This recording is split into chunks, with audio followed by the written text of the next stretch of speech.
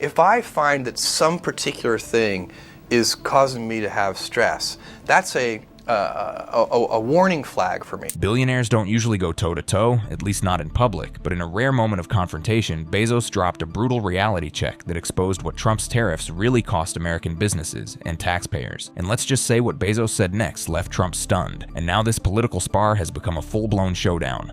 Bezos checks. Trump, the active president, known for bragging that CEOs listen to me, had just been dealt a dose of his own medicine by a man who doesn't need votes, doesn't need approval, and sure as hell doesn't need permission to expose the truth. And here's what triggered it all. Amazon was allegedly planning to show US consumers exactly how much Trump's tariffs were adding to their final bill, in plain sight, right next to every product price, like a receipt for political pain. That one move, that simple act of transparency, sent a shockwave through Trump's White House. He was furious, not because it was inaccurate, but because it was true. This is a hostile and political act by Amazon. Why didn't Amazon do this when the Biden administration hiked inflation to the highest level in 40 years?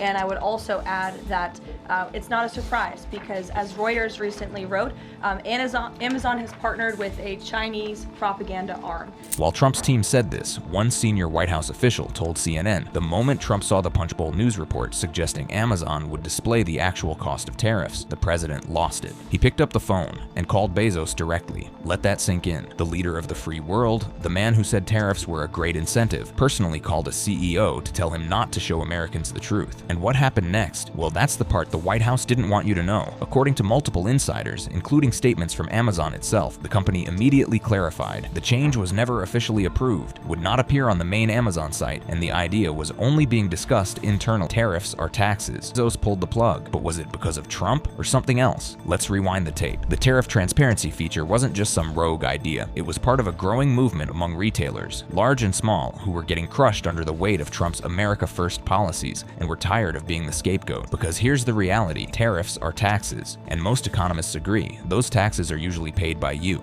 the consumer. Tariffs are taxes, but Trump wanted to keep that invisible, like a magician hiding the trick. So when Amazon even hinted at showing the real numbers, his administration freaked out, publicly, aggressively. That wasn't a press conference, that was a threat, and it wasn't subtle. Suddenly, a simple pricing label was being painted as treasonous, and who was at the center of it all? Jeff Bezos, the same Jeff Bezos who owns the Washington Post, a publication Trump has repeatedly attacked. The same Bezos who once said transparency and accountability are the cornerstones of a functioning democracy. The same man who, according to multiple reports, didn't just reject the pressures, but made Trump eat his words. Because after that call, Bezos may have dropped the feature, but he didn't forget, and neither did Senator Elizabeth Warren, who publicly called out the phone call as a dangerous abuse of power. I want to hear about all the conversations Donald Trump has with his million-dollar donors. The fear wasn't just about Amazon, it was about the precedent. If Trump could scare the world's most powerful CEO into silence, what chance did anyone else have? But here's the twist. Jeff Bezos may have said he was backing off, but what if that was just his first move?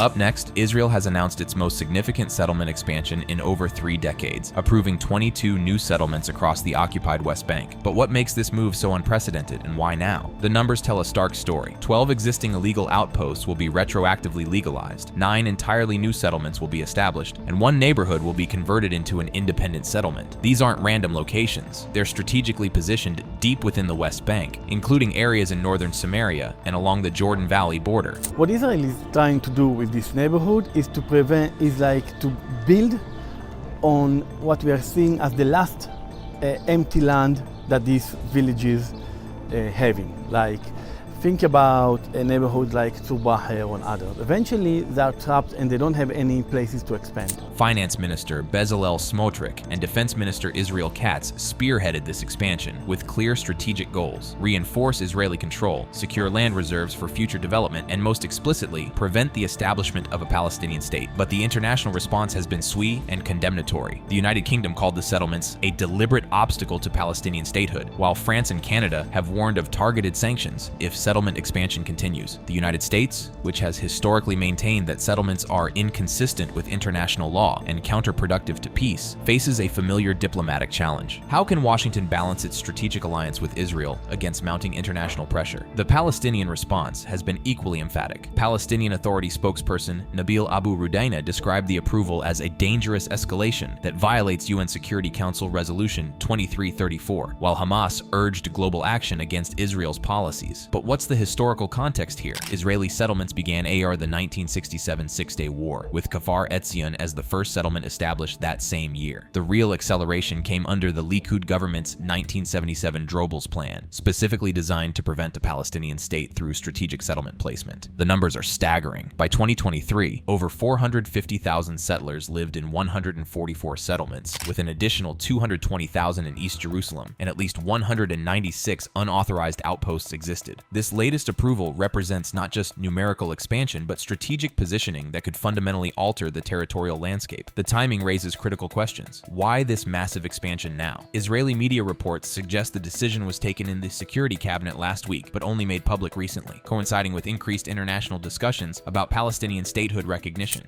We've already been reporting for years now that Israeli settlements are strangling Palestinian communities inside the West Bank, and now these new settlements come in to kind of fill the gap and make a potential future Palestinian state almost impossible on the ground. The UN considers these settlements illegal under the Fourth Geneva Convention, which prohibits an occupying power from transferring its population into occupied territory. Yet Israel disputes this interpretation, citing historical and security claims that date back decades. The real-world impact goes beyond legal arguments. UN reports show that Israeli forces demolished more than 1,700 Palestinian buildings and homes and seized 24 square kilometers of land last year. Palestinians need Israeli military permits to build any structure in 61% of the occupied West Bank, and those permits are rarely approved. They want us to go out, to leave the area, to have no space for us, to strangle, to put a tie, a road around our necks, and then to oblige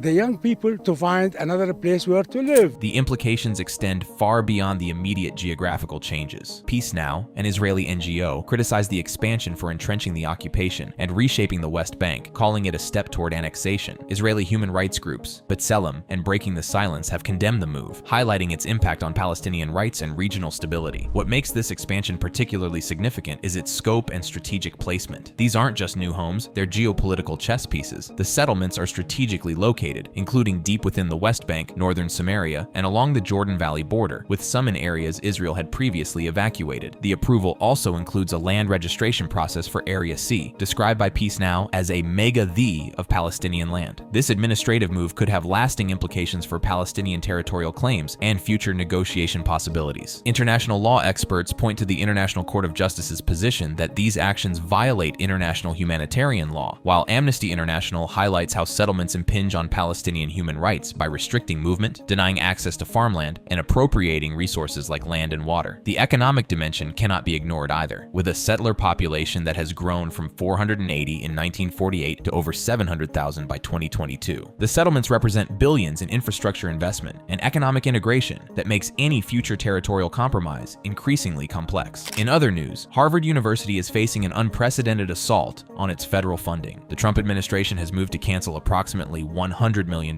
in federal contracts with Harvard, marking the latest escalation in a months-long battle that's already seen billions frozen. The question gripping higher education nationwide: if Harvard can't withstand this pressure, what university can? This is not only a fight for the future and the legacy of this university, it is truly about the entire country, because if Harvard falls, then others are definitely going to follow suit. If the richest and the richest university, the one with the best law school in the world, if they can't fight, then how can we expect others to do it? The numbers tell a staggering story of financial warfare. The administration has already frozen approximately $3.2 billion in grants and contracts with Harvard, including $2.2 billion last month and an additional $450 million in May 2025. Now comes this additional $100 million hit targeting specific federal contracts. What exactly are these contracts? They include $50,000 for NIH research on coffee drinking effects, $25,000 for DHS senior executive training, $23,000 $100,000 from the Defense Department for Health Research and Training, and $15,000 for equipment maintenance from the CDC. These might seem like small amounts individually, but they represent the intricate web of partnerships between America's premier research institution and the federal government. The administration's justification centers on allegations that haven't been proven in court. Officials cite Harvard's alleged discriminatory hiring practices and a disturbing lack of concern for the safety and well-being of Jewish students. President Trump has been characteristically blunt in his assessment, but Harvard's president pushes back against these characterizations, arguing the real issue isn't about anti-Semitism, it's about academic freedom and independence. For some of this,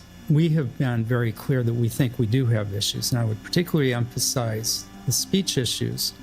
We think it's a real problem if, particularly at research universities, students don't feel free to speak their minds. When faculty feel that they have to think twice before they talk about the subjects that they're teaching, that's a real problem that we need to address. The international student dimension adds another layer of complexity. Harvard's ability to enroll international students was temporarily blocked by the administration, affecting nearly 6,800 students who represent 27% of Harvard's student body. Though a federal judge temporarily blocked this ban, the uncertainty is taking its toll. International students at Harvard describe living in fear. Professor Melissa Franklin, who has taught physics at Harvard for 35 years and was once an international student herself, captures the emotional weight of what's happening. They're dismantling this unbelievable education system, which is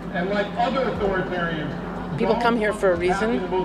It's a really, really good place to do research and to learn and to study. The ripple effects extend far beyond Harvard's campus. Other universities are watching nervously, with Harvard's president acknowledging that this serves as a warning to all institutions of higher education. The administration has made clear this isn't just about one university. Well, they said it, and I have to believe it, and I've repeated it myself. And that is how it's understood by the other leaders of other universities that I have spoken to. It is a warning. They see this as a message that if you don't comply with what we're demanding, these will be the consequences. The broader student visa freeze compounds these concerns. The State Department has halted all new student visa interviews worldwide, ostensibly to implement expanded social media vetting. This affects over 1.1 million international students who contribute $43.8 billion to the U.S. economy and support 378,000 jobs. Students are grappling with an uncertain future, unsure whether their education will continue or if they'll be forced to leave the country that promised them opportunity. The economic implications are staggering. International students at Harvard and other elite institutions owe and pay full tuition, helping subsidize domestic students and fund research. Without this revenue stream, universities face difficult choices about program cuts and tuition increases. Harvard students aren't backing down. They're organizing, protesting, and fighting back against what they see as an attack on the very foundations of American higher education. If we comply, then in 10 years, the only people who are allowed into this university, the only people who are allowed into this country, because Trump is also trying to control who comes into this country, are going to be people who look like him, white Americans. But the administration shows no signs of backing down. A DRA letter from the Trump administration directs federal agencies to identify Harvard contracts for termination or transition to new vendors, signaling that this is just the beginning of what could be a complete federal divorce from America's most prestigious university. Up next, the India-Pakistan conflict has entered a dangerous new phase, not just of military escalation, but of systematic disinformation campaigns that threaten to make peaceful resolution even more elusive. A terrorist attack in Pahalgam, Kashmir on April 22, 2025 killed 25 Indian tourists and 1 Nepalese national, triggering what experts describe as an unprecedented surge in disinformation warfare. But how did false narratives become as deadly as the missiles themselves? So, a few things that I would like you to keep in mind.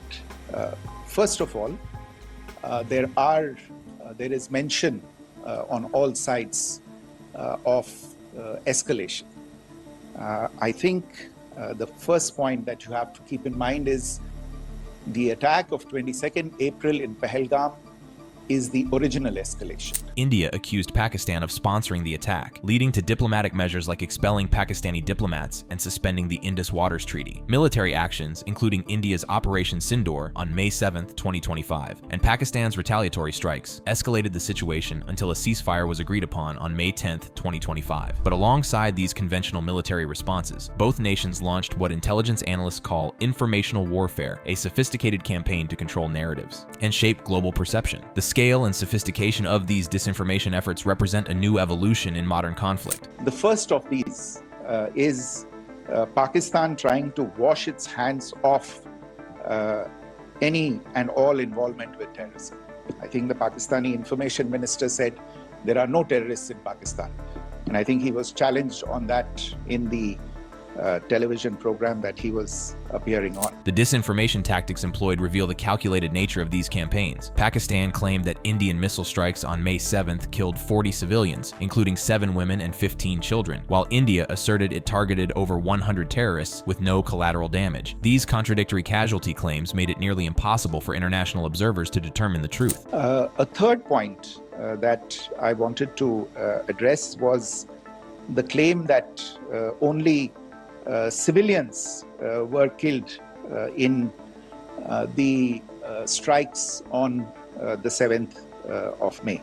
Made the point very clearly that all attacks on the morning of 7th May were against carefully selected terrorist infrastructure, terrorist targets. The sophistication of false content reached alarming levels. Social media posts used old footage, such as Iranian missile strikes misrepresented as Indian attacks, and video game clips to depict military actions. Pakistan's official social media accounts even used video game footage to depict military successes. Mainstream media in both countries amplified these falsehoods, with Indian outlets reporting unverified stories of capturing Pakistani cities. The sophistication of false content reached alarming levels. Social media posts used old footage, such as Iranian missile strikes misrepresented as Indian attacks, and video game clips to depict military actions. Pakistan's official social media accounts even used video game footage to depict military successes. Mainstream media in both countries amplified these falsehoods, with Indian outlets reporting unverified stories of capturing Pakistani cities, and Pakistani media claiming internal dissent in the Indian military. This mainstream amplification transformed social media rumors into seemingly credible news reports. The most dangerous example involved nuclear facilities. Claims that India struck a Pakistani nuclear facility at Kirana Hills were debunked, with evidence showing the videos were from 2015. The fact that nuclear-related disinformation could spread so rapidly highlights the existential dangers of information warfare between nuclear powers. But this crisis represents just the latest chapter in a longer history of disinformation warfare. A 2020 EU Disinfolab report revealed a 15-year Indian operation involving over 750 fake media outlets across 116 countries. These outlets, orchestrated by the new Delhi-based Srivastava Group, aimed to promote India's interests and demonize Pakistan and China by influencing global institutions like the United Nations. The scope of these historical operations is breathtaking. Pakistan accused India of funding this network, though no direct government links were confirmed. The campaign targeted global institutions, attempting to portray Pakistan as a state sponsor of terrorism on the international stage. Pakistan has employed similar tactics. During the 2019 Balakot airstrike, India claimed to have downed a Pakistani F-16, a claim disproved by Foreign Policy magazine, which confirmed no F-16 was missing from Pakistan's inventory. In the 2025 crisis, false claims about capturing Indian soldiers were later retracted, but not before they had spread across social media platforms. The human cost of this information warfare extends beyond confusion. False narratives, such as exaggerated military victories, fuel public anger and pressure governments to escalate conflicts. When populations believe their militaries are achieving decisive victories or suffering devastating losses, they demand action from their governments. The technology behind modern disinformation has evolved dramatically. Artificial intelligence tools now generate convincing fake images and videos, while deepfake technology creates false statements by public figures. Social media platforms like X became battlegrounds for propaganda, with fake images and videos circulating widely. The response mechanisms reveal the challenge of countering disinformation in real time. In India, fact-checking platforms like Alt News and the Press Information Bureau's fact-check unit issued clarifications during the 2025 crisis, debunking false claims about military actions and the Pahalgam attack. But fact-checking takes time, while lies spread at the speed of social media. Finally, in a move that has divided medical experts and ignited fierce debate, U.S. Health Secretary Robert F. Kennedy Jr. announced on May 27, 2025 that COVID-19 booster shots will be removed from the CDC's recommended immunization schedule for healthy children and pregnant women. This decision, made without consulting the CDC's Advisory Committee on Immunization Practices or the agency itself, represents a dramatic departure from established public health processes and puts the administration at odds with its own FDA guidance. Kennedy, flanked by FDA Commissioner Dr. Marty Makary and NIH Director Dr. Jay Bhattacharya, framed the decision as a return to evidence-based medicine. I'm Robert F. Kennedy Jr., your HHS Secretary, and I'm here today with NIH Director Dr. Jay Bhattacharya and